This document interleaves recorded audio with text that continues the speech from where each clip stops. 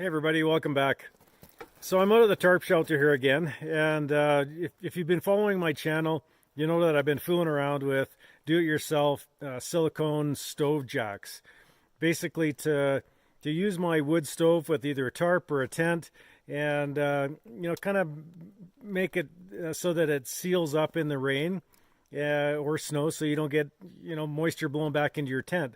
And I came up with an idea using a silicone cookie sheet. I'm just going to swing towards the tarp there. And what it is a silicone cookie sheet rated to about 450 degrees. And I installed this last time I was out here. Had a fire going in the tarp shelter there with a little wood stove for a couple of days. And it actually worked pretty well. It didn't melt. I had a kind of a flap on top here. And I got home and I was thinking, while it's kind of functional, it's really not doing much to seal up against the tarp or the tent. And even down here, there's kind of a gap here. So I went home and I kind of thought about it a little bit and came up with something different. So I'm going to try it out here this time. So I've gone inside. I basically just had this cookie sheet, attached there with this little piece of a stick I whittled, had a couple of washers on the inside. So I've gone in and taken those off. And so that's basically freed up. So I'm just going to take this one off. And I brought a different one out with me that I want to give a try here over the next day or so. So basically what I did is instead of cutting a flap, I just cut a hole. And I don't know if you're going to be able to see that. I'll try and get a good shot of it. But this is a 3-inch stovepipe. It's a 2.5-inch hole, so as you can see, it's pretty tight. And so I'm thinking that's going to seal if it rains, and not allow any moisture to run back down the pipe and into the tent.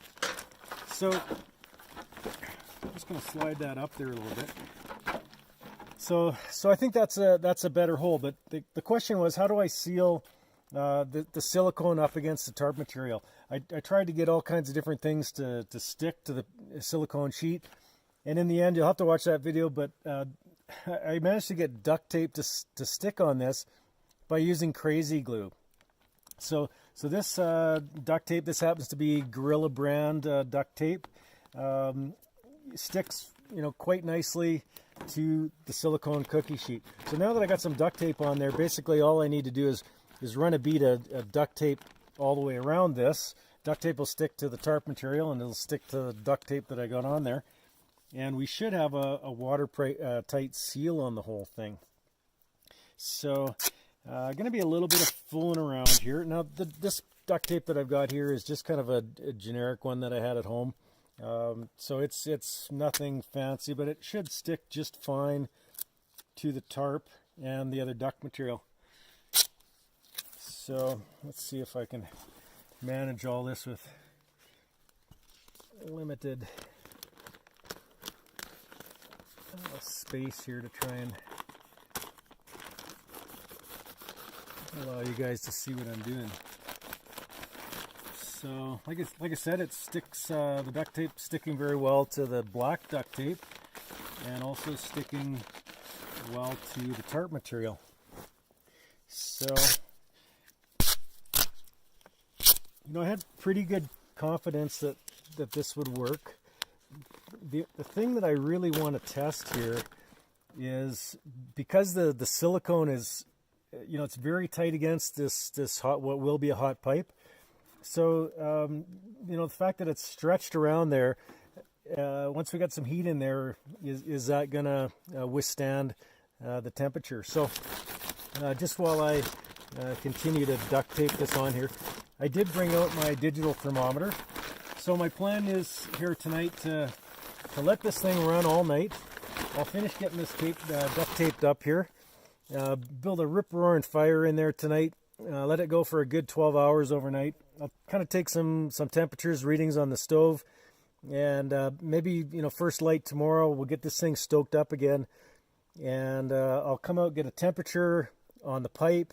We'll do some more readings inside the stove, and then really take a look at and see if that silicone withstood that heat you know, in a pretty tight fit there. So that's the long intro. You can see what I'm doing here, and we'll do a little bit of a test overnight, and I'll come back in the morning with some temperatures and see how it stood up.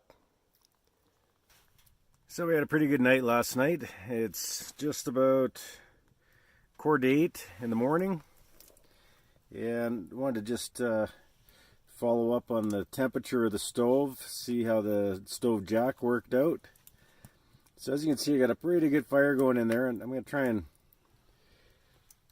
get that in the shot for you. I don't know if you're even going to be able to read it, but 798 degrees on the top of the stove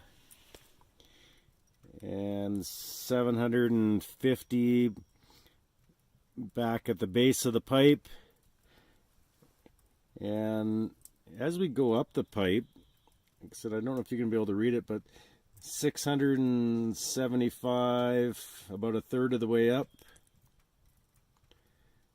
3/4 of the way up, we're at 405, something like that. Right up at the elbow there, 400 degrees. And kind of at the wall, 400 degrees, 375 degrees, 330 right at the wall, so somewhere 350-ish, 380 at the wall of the tarp shelter there, and right down at the bottom, fire literally coming out the door, 800 degrees at the pipe there now. Okay, so there's the outside, and got a bit of smoke coming out there, but it's burning pretty clean.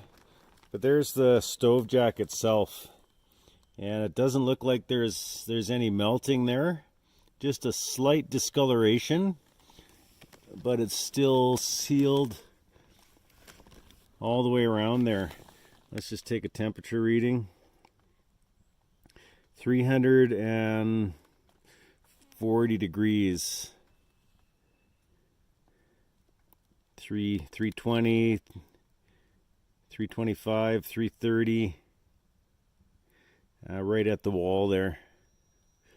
Out at the end of the pipe here, we're already down to 95 degrees, 100 degrees. So that's all Fahrenheit. 100 degrees Fahrenheit at the tip of the pipe there. So things cool off pretty quickly with just a little bit of run in the pipe. 325 there. So the stove jack rated to 450. So I think for this purpose, for this stove, for that length of pipe, it seems to be working just fine. So, you know, use your own discretion if you're going to use this. But, you know, 3-inch pipe, maybe running cooler than a 4 or 5-inch pipe. Maybe a little experimentation there. But for this application, with this stove, with this size pipe, with that length of pipe, it seems to be working just fine.